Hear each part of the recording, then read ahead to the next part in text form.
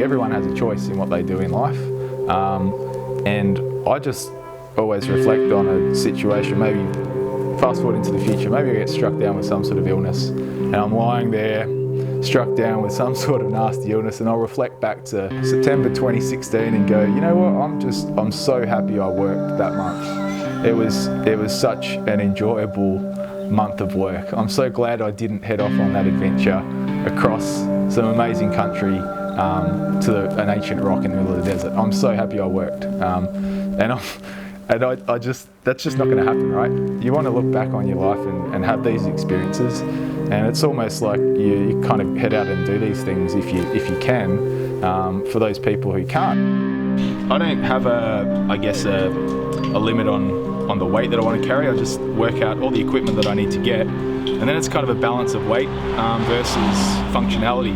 I'd rather have that extra weight on the bike and suffer and get to the end and say, well, I had extra water, I had extra food.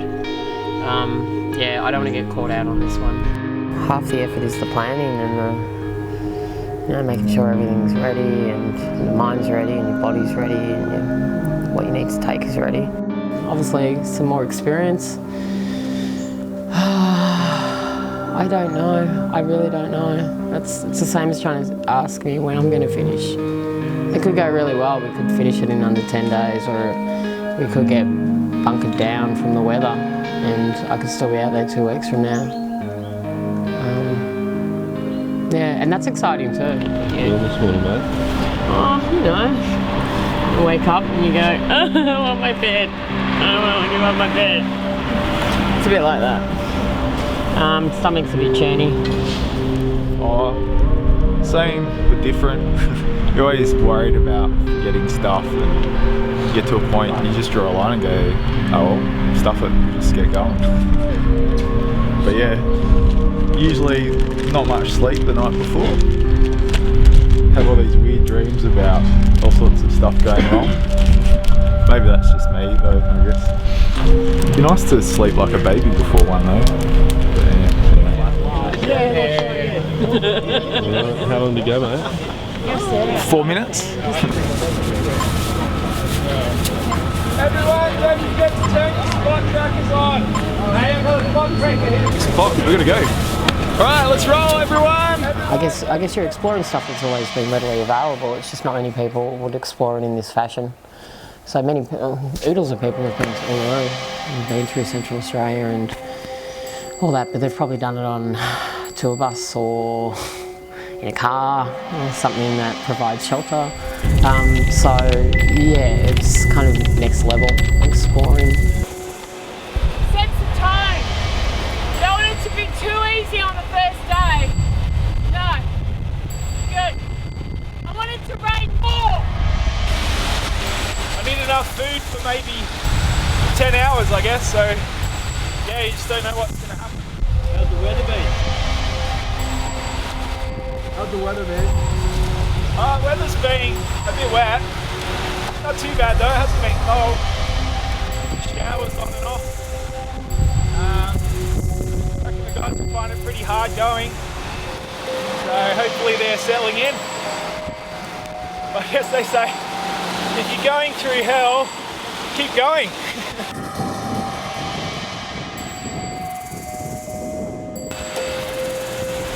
The only thing you have to do is look around. It's the only thing you have to do, look around and pedal.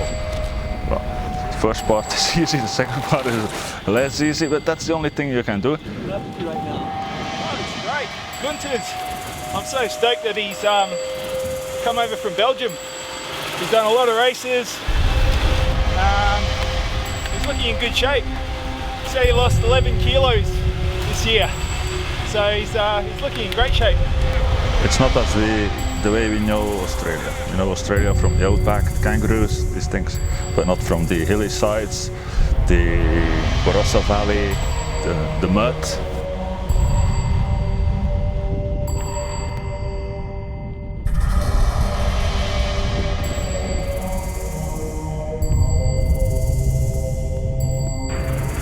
When you get in trouble, then you really know what self-sufficient is. You have to look for solutions for yourself, and I think everybody who starts an adventure like this can repair a tire and can repair a chain.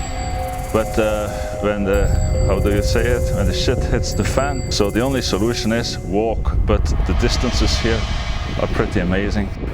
You have to be creative, very creative, and to be self-supported.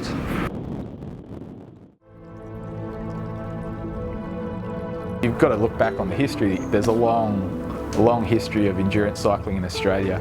So back in the 1890s, where guys first, when the modern bike, the safety bike was established, young blokes in Australia suddenly thought, well, let's just ride these things across the country.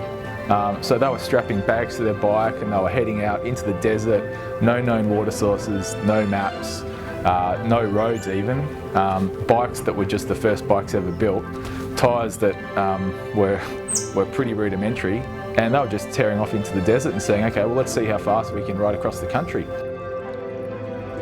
Early days.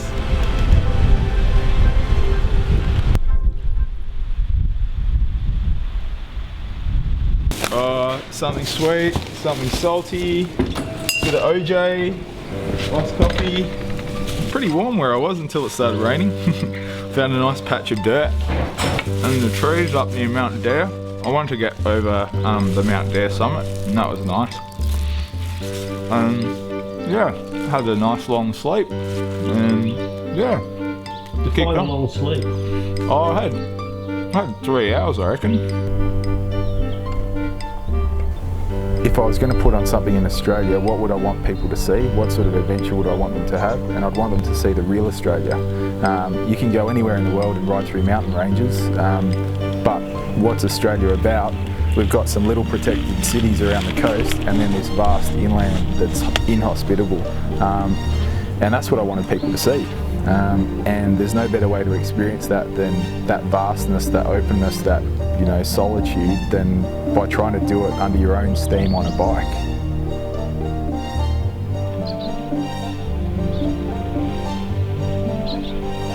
The first 12 hours was wet and muddy, like it coming down into, I can't even think of where it was. Read your maps, buy food, make sure you eat a lot. That's all you have to do, and you can think about a lot of things, but you don't have to think about things that you can't change at that moment. So don't think about troubles or something like that. No, just enjoy and see what happens.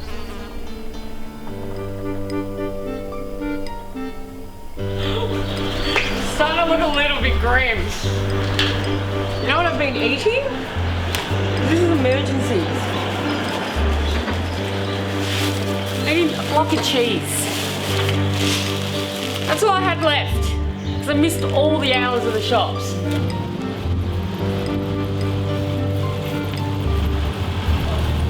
Here's a light.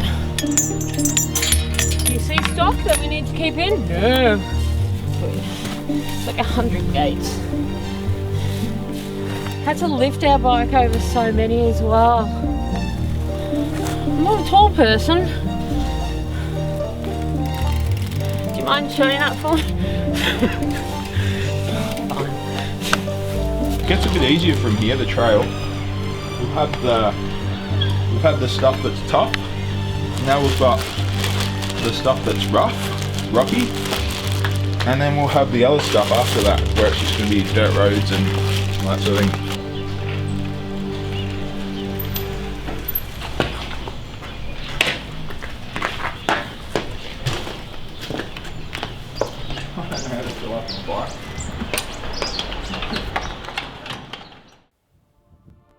Some of these races I've done have just been the first few days you just want to quit, because maybe things just don't happen. So everything is just saying quit, stop, this is crazy, this is stupid.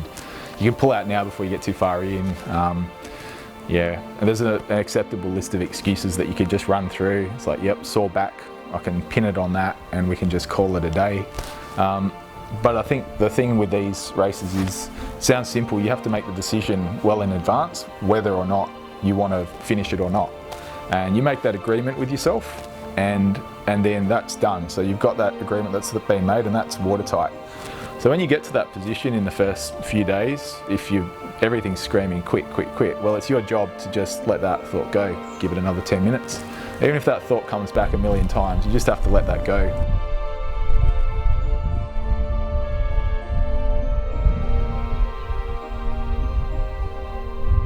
I know when we're doing this ride, I'm sure there'll be a bunch of people following along the way, and you know, talking now, part of this is about trying to, you know, maybe plant the seed for other people to go out and do this sort of thing too, because and it doesn't relate to bike riding too. We're sort of biting off a challenge here.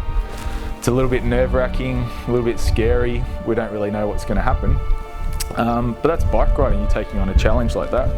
But people who take these things on and they get out the other side, you know, they apply those learnings elsewhere in life. Maybe they take that back into, you know, how they practice their, you know, their job as a vet or as a surgeon or as a plumber or whatever. So there's all sorts of lessons for life in these things, I think.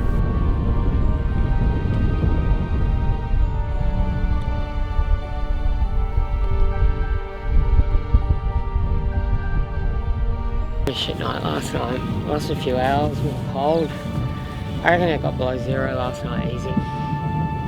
Easy. So I'm going to try and make it up today. Hopefully. There we go. So far so good. It's pretty incredible though. Everything's starting to hurt too today. I'm going to try and make up for it tonight. I couldn't sleep last night. I'd fall asleep for 20 minutes and then I'd wake up freezing. I stopped in Melrose because I thought, oh yeah, I'll stay where there's shelter, and I ended up just sleeping in a park. And I realised we were still quite high up once I rolled into, what was the next town? Was it Laura? No, Wellington. It was all like descent. I was like, damn it, if I'd actually checked my elevation profiles, I should have rolled into that. You see a particular part of the world from another angle, you rely heavily on your own.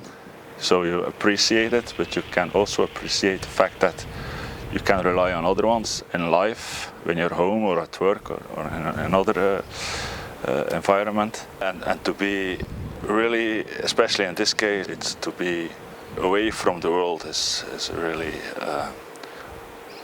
yeah, it opens your mind.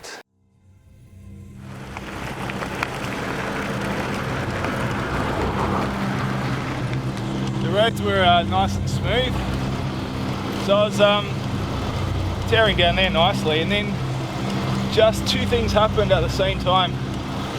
So I just saw the first of the clay washout bits that had dried out.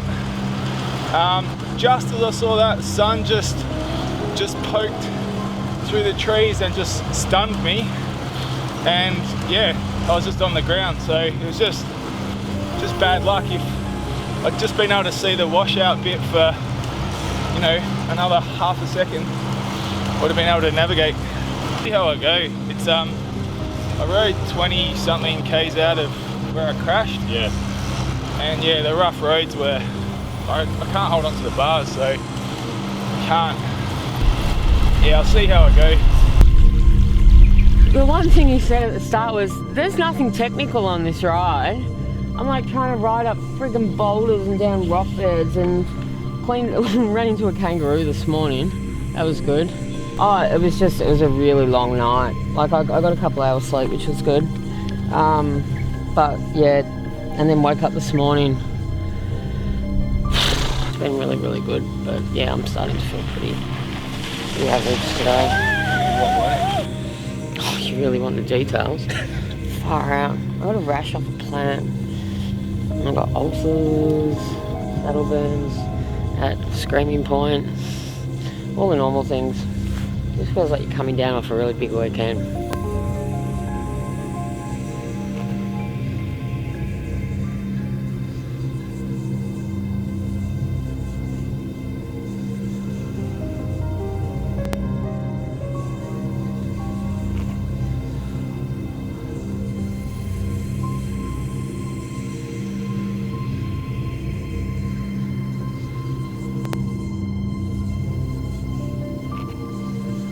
Now the logistics part starts. Where do I get water? Where do I get food? It's all written down.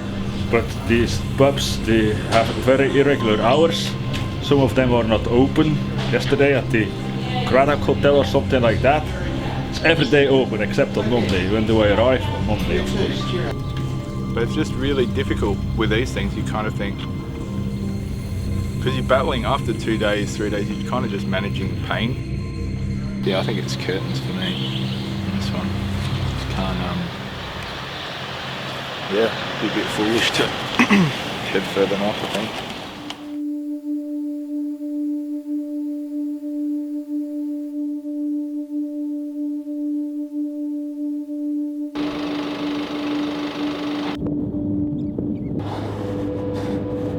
Heading out here, it's one of those points where it's not 2 bottles, 3 bottles and you'll be fine. You've got to make sure you've got enough food, you've got enough water, because you just don't know what the conditions are like. The first part was pretty new to me.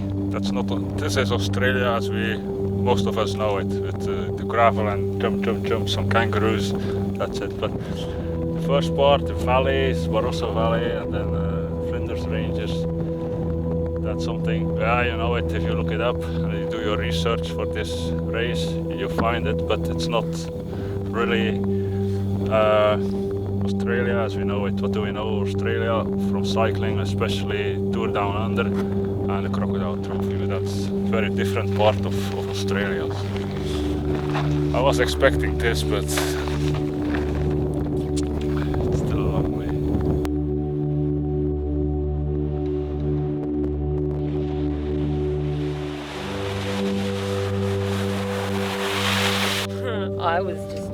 I have been covered constantly. Chain kept coming off, I kept cracking the sheds. And then where the cars have come through and where it's solidified, it's just, because you've only got the span of what your lights are showing, it's not enough. And I just kept beating it on the edges. I've torn up my legs, I've torn up my arms. And then I started getting tired, so and I couldn't find anywhere to sleep that was hidden, so I just walked 100 meters and I slept the best I did last night, and I was lying on big fucking rocks. And then it was a bit better this morning once the sun came up. Sunrise and sunset were incredible. Then you get that euphoria, sun's up, woo, having a great time, the roads are really good, and then that turned off very quickly. Oh, it's in my pocket. Yeah, I've got no idea. The creek's meant to be high.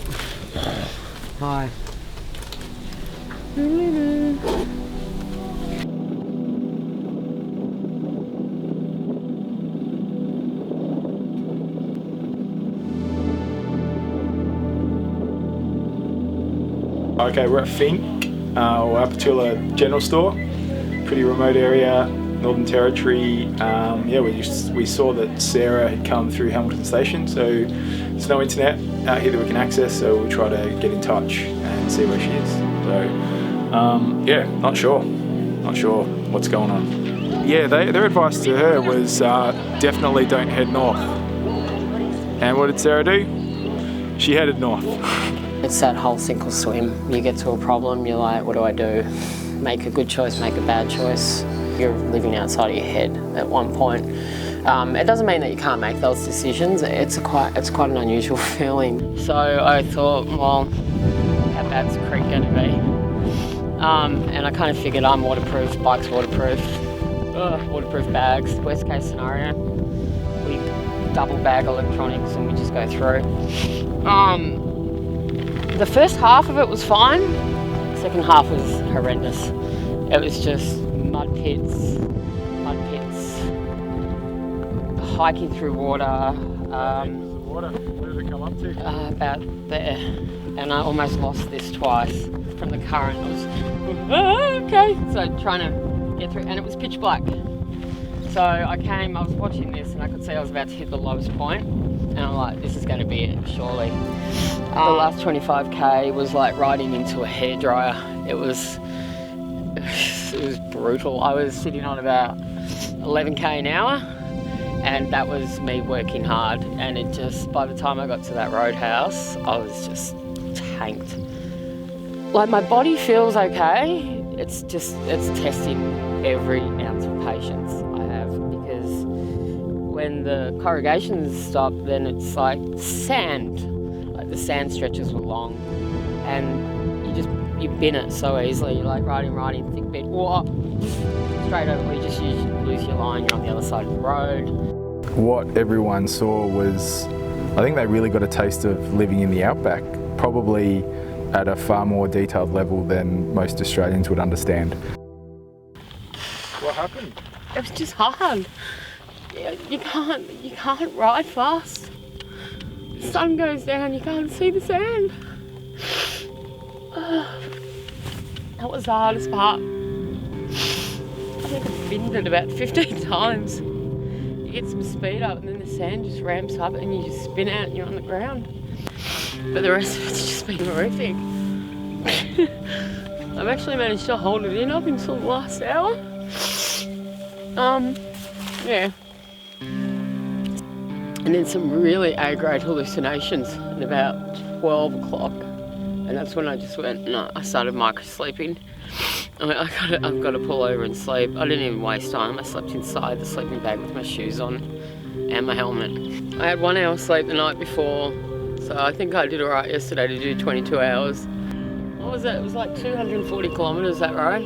Yeah, 233. Yeah, that's nuts. And most of that was in the dark. Like, I'm sitting there looking at the speedo at one point, and it's like 7 kilometres an hour, and you're just going over these sand ramps, and it's nuts. But the sunrise is pretty awesome. About 100 to go. Should be right. Get it done.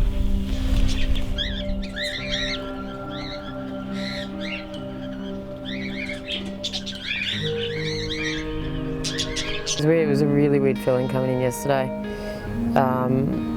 When I was riding in, and I'm thinking, if they want me to do this whole yay, hooray, awesome, that wasn't what I was feeling. I was feeling exhausted and overwhelmed by everything I'd seen, but there was a feeling of content yesterday. I wasn't prepared for how much it was going to test my patience and my mental stability, and it was brutal. And I don't say that loosely, like people are always like, oh, you know, that ride just killed me, and this, I'm like, you've got no idea, like this, it's like being on a roller coaster that doesn't end for hundreds of kilometres, and doesn't matter how much you say stop, it just keeps going. When you're in the darkest pits of, you know, fear and despair, when you've had to push your bike through mud for 10 kilometres, and you see the front coming in and there's the lightning in the sky and that sort of thing. If you've made that agreement up front that you're going to finish this thing, at that point, what are you going to draw upon to keep going forward? Because most people would, at that point, would just go, you know what, this is crazy, I'm done. But you see some of the riders in this, they face those challenges and they keep moving forward. And there's lessons elsewhere in life for that sort of stuff, whether it's in your job or relationships and so on. You face barriers, and it's like, well, no. At each point, you're faced with decisions, and you need to look at those decisions and go, okay, well, let's make good decisions all the time. And if you do that, you get to the end. So that's the little documentary there, cycling tips, and who made that? Was that Gordo made that? And pretty fucking good, wasn't it? Insight to what's involved. It's a little bit of an insight. I guess you have to really line up and see what happens. What bike would you use for Race to the Rock 2017 edition?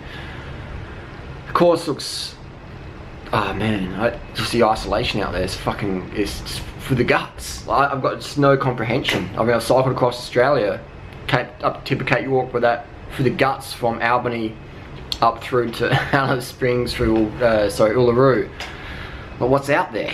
What's out there? What bike would you use? How would you plan it? Things like that. I'll leave a Facebook link down below for the Race to the Rock Facey page, and interesting thoughts. But just share your comments and criticisms down below. Should there be you know, should there be masseuses out there? Should there be race marshals? Should you get like a little push in the back if you're having a hard day? Like, what's the deal? Or should there be a team car following? Or should we keep it raw and real as fuck? Sleeping on the dirt with the fucking brush tail scorpions and the inland taipans. This looks like a great event as well.